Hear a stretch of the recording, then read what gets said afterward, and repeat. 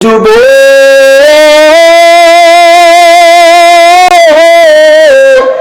চোখে দেখে না কত সুন্দর তার গজল শুনলে অন্তর নরম হইয়া যায়। মানুষে তার গজল শুনিয়া পুরস্কার দিল, সংসার সংসার কইরা ববে গো করলি না বন্দেগি,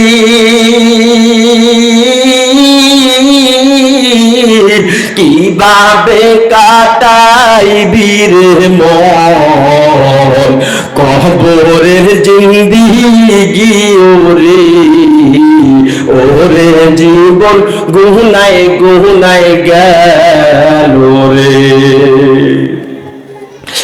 বাড়ির দ্বারে পুকুর পারে গো বাঁধবে বাঁশের ঘর,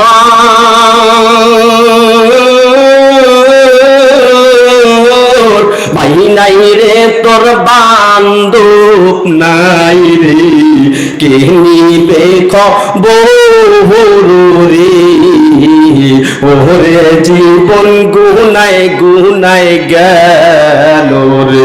সংসার সংসার কইরা ববে গো ডাকলে না মাওলা রে,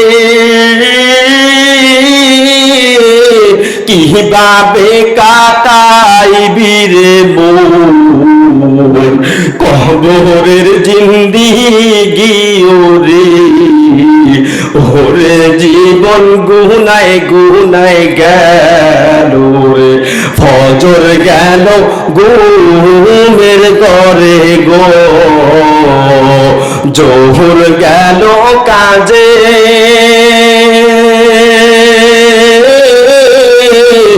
আসর গেল খেলা দুলাই গো, বেলা যাইরে ডুবে রে ওরে জীবন গুনায় গুনায় গেল রে ওরে জীবন। যখন ওই অন্ধ শিল্পী এই গজলটা গাইল, মানুষ তাকে আল্লাহর রাস্তায় দান করা শুরু করিয়া দিল। ওই অন্ধ মানুষটার কণ্ঠ এত ভালো, আমি জিজ্ঞাসা করলাম, অন্য অন্য মানুষের জিজ্ঞাসা করলো কত টাকা দিল, বলল 2500 টাকার মতো মানুষ হাদিয়া দান করলো একটা গজলের বিনিময়ে। মারহাবা কর। ওই যুবকে চোখে দেখে না, এ যুবক ভাই আপনাকে আল্লাহ অন্ধ বানায় নাই, এ মুরব্বী বাবাজি আল্লাহ পাক অন্ধ বানায় নাই, যে আল্লাহ তাআলা আপনাকে আমাকে সুস্থ রাখলো অন্ধ বানাইলো না, আপনাকে প্যারালাইসিস দিল না। ওই আল্লাহর মুহাব্বত আখিরি মুনাজাত পর্যন্ত আল্লাহর ভালোবাসা নিয়ে বসে থাকবেন, একটা লোক উঠবেন না। আল্লাহর বিধানের কিয়ামত যখন সংগঠিত হবে, তার আগে পৃথিবীর ভিতরে কিছু ঘটনা ঘটবে। এই পৃথিবীর ভিতরে গায়ক বাড়িয়া যাইবে, এই পৃথিবীর ভিতরে নায়ক বাড়িয়া যাইবে, এই পৃথিবীর ভিতরে মদ খানেওয়ালা লোক বাড়িয়া যাইবে, জেনা করনেওয়ালা লোক বাড়িয়া যাইবে। এই পৃথিবীর ভিতরে পশ্চিম দিক থেকে এক সময় সূর্য উদয় হবে, এই পৃথিবীর ভিতরে ইয়ামেন থেকে এক সময় আগুন বের হইয়া যাইবে।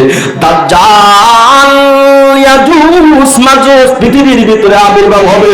আল্লাহু আকবার বলেন। পৃথিবীর মধ্য থেকে বিশাল বড় একটা প্রাণী বের হইয়া যাবে। যখন আল্লাহ রব্বুল আলামিন দেখবেন এই পৃথিবীর ভিতরে গান করনেওয়ালা মানুষ বেশি, মদ খানেওয়ালা মানুষ বেশি, আর পৃথিবীর ভিতরে দেখবেন জিনা বাড়িয়া যাইতেছে, পৃথিবীর ভিতরে দেখবেন একের পর এক নাচ করনেওয়ালা লোক বাড়িয়া যাইতেছে। ওই ছেলে সাইদ নামে একটা ছেলে, সে মিষ্টি বিক্রি করে, কেক বিক্রি করে, আর নাচে আর বিক্রি করে। হাজার হাজার মানুষ তার কেক বিক্রি দেখতেছে আর কিনতেছে। তোমায় দিব মিষ্টি কিছু, তোমায় যদি পাই, তোমায় আমি ভালোবাসি, তোমায় আমি চাই। এইভাবে সে বলে আর মিষ্টি বিক্রি করে, সে কেক বিক্রি করে, পিঠা বিক্রি করে, চানাচুর বিক্রি করে, সে নাচে। ওই তুরস্কের ভিতরে এক যুবক আইসক্রিম বিক্রি করত, নাসিয়া নাসিয়া বিক্রি করত। হঠাৎ করে এমন ভাবে ভূমিকম্প শুরু হইয়া যায়। ওই তুরস্কের ভিতরে একজন লোক 5 তলা বিল্ডিং এর মালিক ছিল। ওই ভূমিকম্পের কারণে 5 তলা বিল্ডিং ধসিয়া গেল। ওই 5 তলা বিল্ডিং ধসে যাওয়ার পর সে বলতেছে, আমি কিছুক্ষণ আগে 5 তলা বিল্ডিং এর মালিক ছিলাম, এখন আমি 5টা বিল্ডিং এ ফার্স্ট রুটির মালিকও নই। কারণ ওই বিল্ডিং করতে গেলে সরকার থেকে লোন নেওয়া লাগে। কথা বলেন ঠিক না? এই তো আজকেরই একটা সংবাদ আমরা সোশ্যাল মিডিয়া পাইলাম, 2 তলা বিল্ডিং একটা মাটির ভিতরে ধসিয়া গেল। সেই ঢাকার ভিতরে সেই মহিলা কান্না কণ্ঠে বলতেছে যে আমার 2 তলা বিল্ডিং ভেঙে গেল, নিচ দিয়া বেস কাটতে যাইয়া মাটি সরানোর কারণে।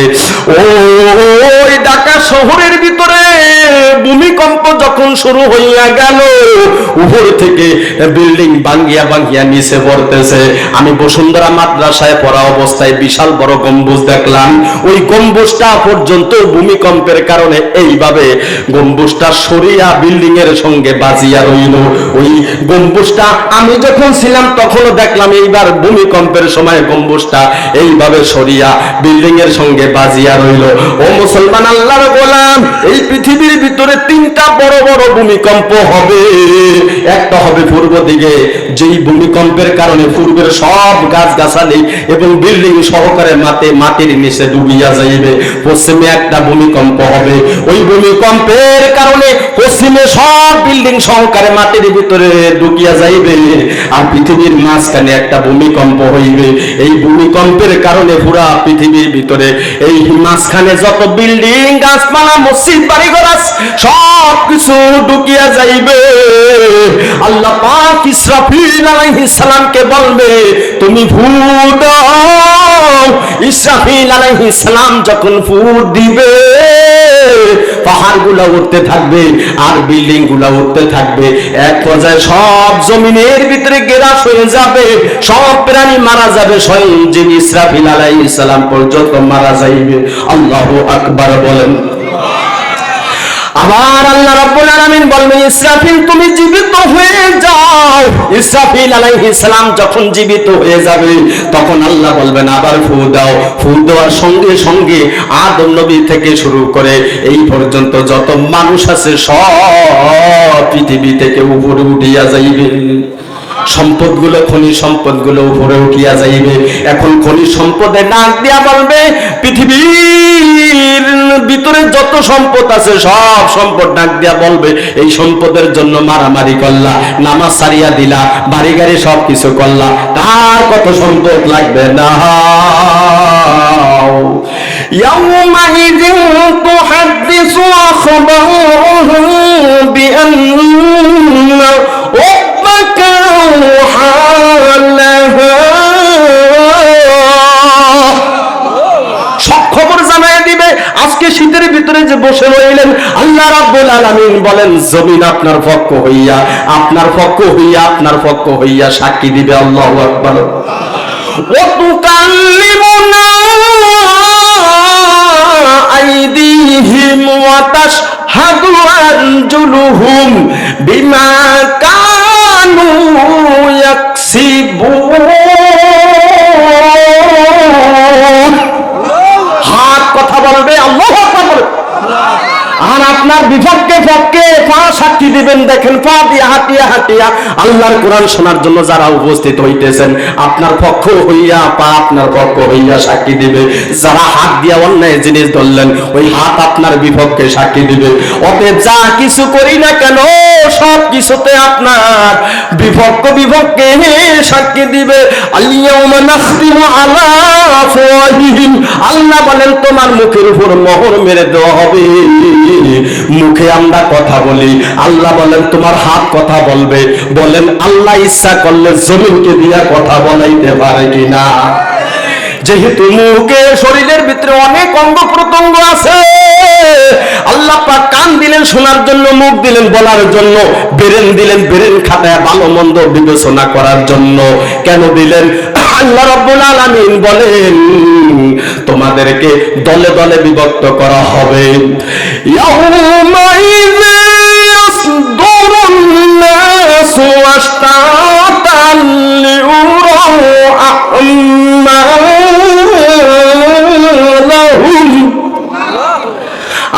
আমাকে কাল কিয়ামতের দিন বিভিন্ন দলে দলে বিভক্ত যখন করবে, আল্লাহ বলেন নেককার যারা হবে তারা নিয়ামতুল্লাহ জান্নাতের ভিতরে থাকবে, আর যারা বদকার হবে তারা থাকবে জাহান্নামের ভিতরে। ফারিকুম ফিল জান্নাতি ওয়া ফারিকুম ফিস সাঈর। একদল যাবে জান্নাতে আর একদল যাবে জাহান্নামে। কারা জাহান্নামে যাবে? সাইর একটা জাহান্নামের নাম। আল্লাহ বলেন ওয়াকালু লাউ কুন্না নাসমাউ আও নাআকিলু মা কুন্না ফি আসহাবিস সাঈর। আল্লাহ রাব্বুল আলামিন বলেন ওয়াকালু লাউ কুন্না নাসমাউ, যারা সাইর নামে যারা জাহান্নামে যাবে তারা বলবেন আমরা যদি আলেমের কথা শুনতাম, আমরা যদি নবীর কথা শুনতাম, নবীর জমানায় যারা ছিল, আলেমের জমানায় যারা আছে তারা যদি আলেমের কথা শুনতো, নবীর কথা শুনতো, আও নাকিলু অথবা বিবেক খাটাইতো, তারা বলবে মা কুন্না ফি আসহাবিস সাঈর, তাহলে আমরা আজকে জাহান্নামের অধিবাসী হইতাম না, ওই জাহান্নামের ভিতরে যাইতাম না। এই আলেমের কথা শুনিয়া বিবেকও খাটান লাগবে কোনটা সঠিক কোনটা বেঠিক।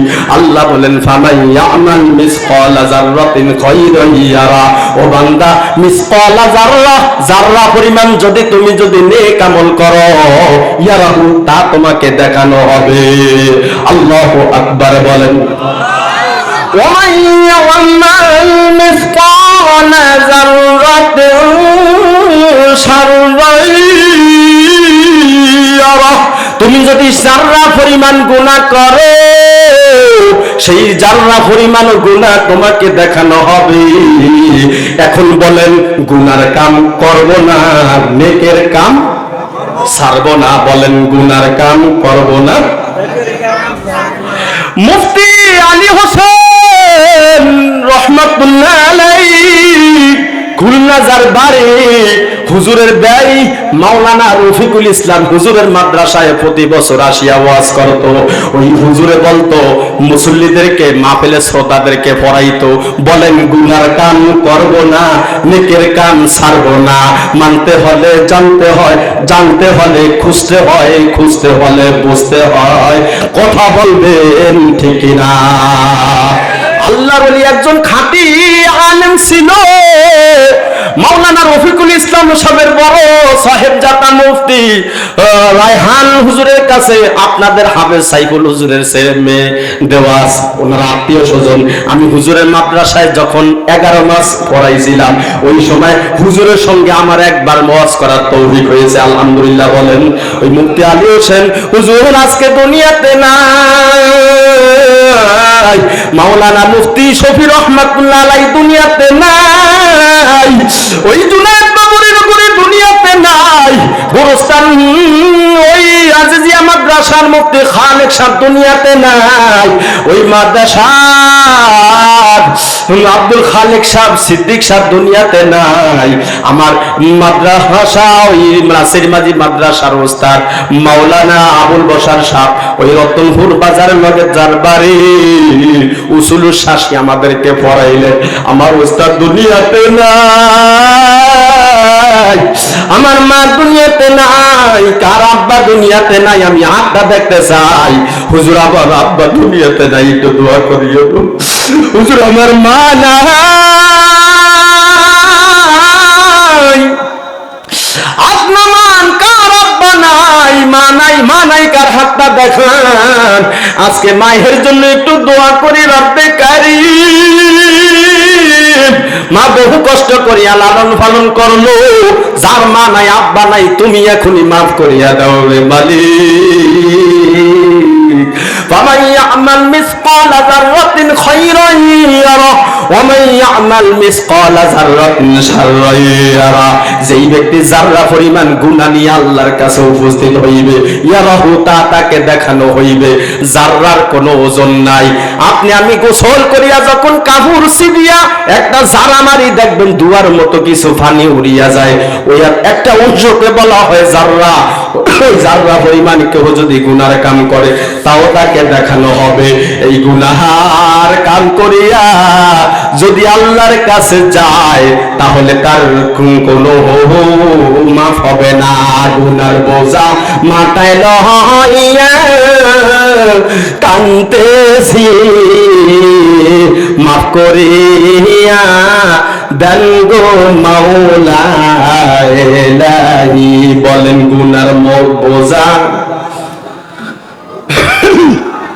চা খাও, গুনার বোঝা মাথায় লইয়া কান্দেছি, মাফ করিয়া দেন গো মাওলা ইলাহি।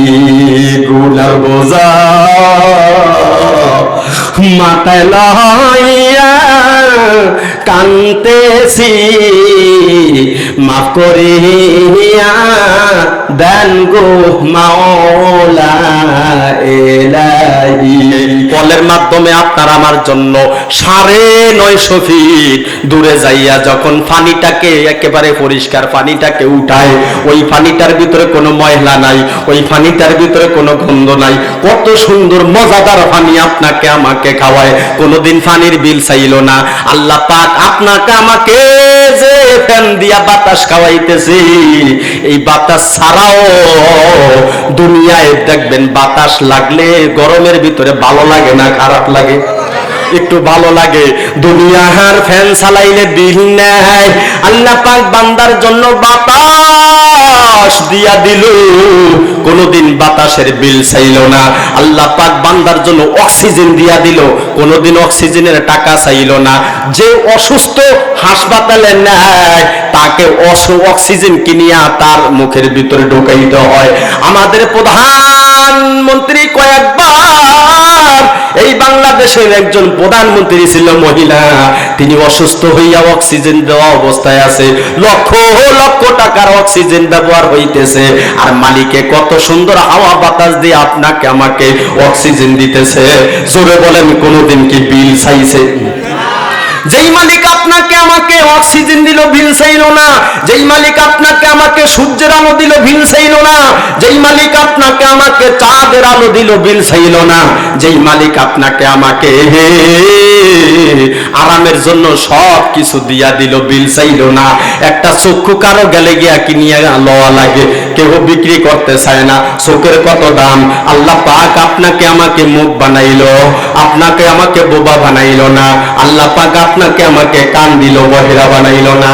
আল্লাহ পাক আপনাকে আমাকে পা দিছে, প্যারালাইসিস দেয় নাই, হাত দিছে, প্যারালাইসিস দেয় নাই। ওই শহরে গেলে দেখবেন হাজার হাজার মানুষ শহরের ভিতরে পড়িয়া রইছে, রাস্তার পাশে হাঁটতে পারে না, কান্না করে আর মানুষ থেকে ভিক্ষা করে, আমার হাত নাই, আমার পা নাই, আল্লাহর রাস্তে দাও। বড় দুঃখের কথা হলো, গত রাত্রের আগের রাত্রে আমি মুলাদি মাহফিল করলাম, আমার বয়ান করার আগ দিয়ে একটা যুবক ছেলে গজল গাইল, সে চোখে দেখে না। ওই যুবক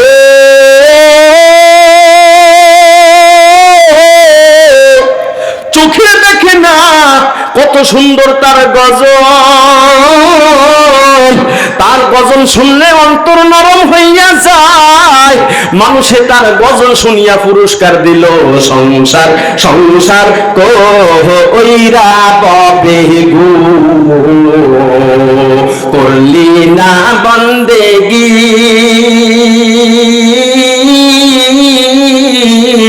কিভাবে কাটাইবি রে মন কবরের জিন্দিগি, ওরে ওরে জীবন গুনায় গুনায় গেল রে। বাড়ির দ্বারে পুকুর পারে আকাশের ঘর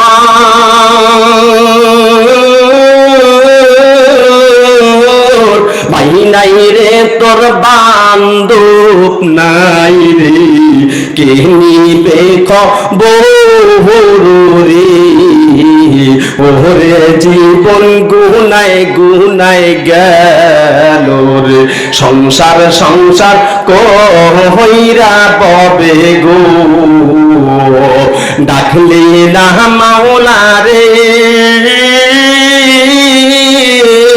কিভাবে কাটাইবি রে মন কবরের জিন্দিগি ওরে ওরে জীবন গুনায় গুনায় গেল রে ফজর গেল ঘুমের ঘরে গো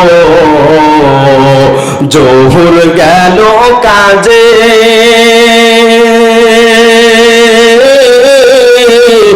আসর গেল খেলা দুলাই গো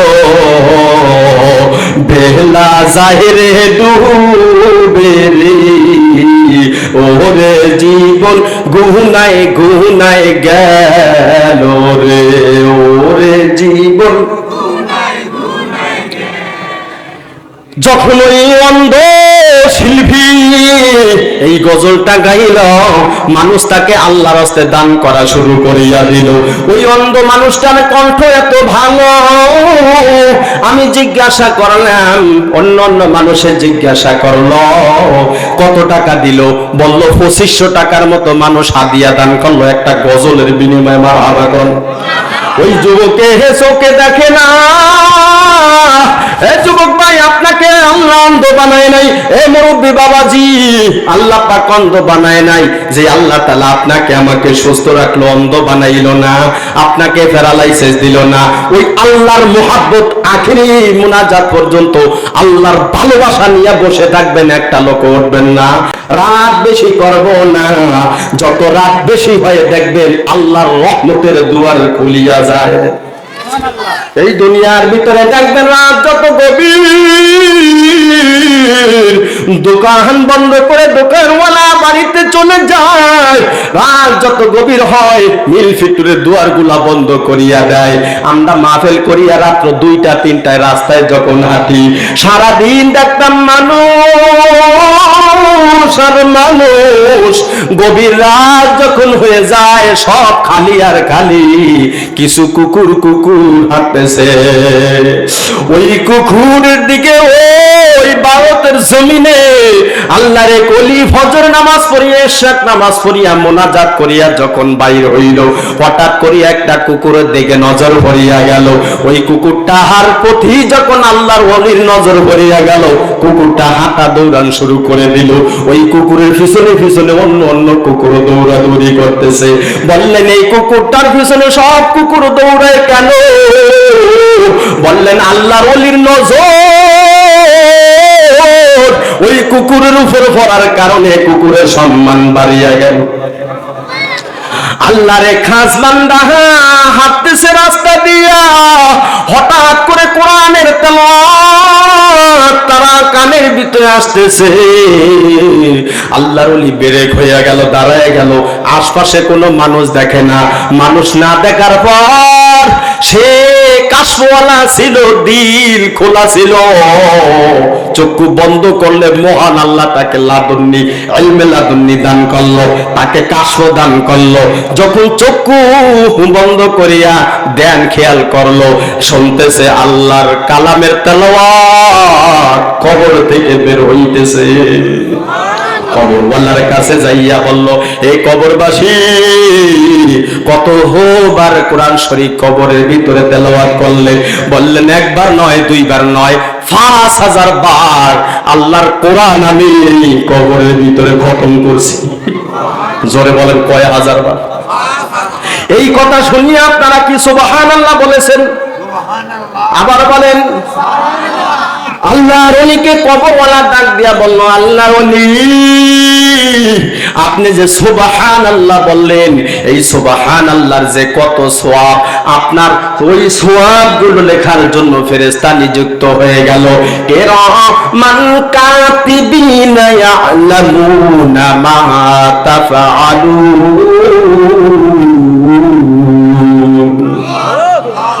আশিক মাসুকের জগতে এই বরাবর কেরামান কাতিবিন নাহি জানে সে খবর সরাবে মোহাব্বত ফেলা দে খোদায়া তো দরিয়ায় রহমত বহা দে খোদায়া मोहब्बत की आतिश जला दे खुदाया मोहब्बत में तेरे लगा दे खुदाया माई आशिक मौला हो तेरे इश्क निराला हर चीज में है नूर मोहम्मद के नजरा।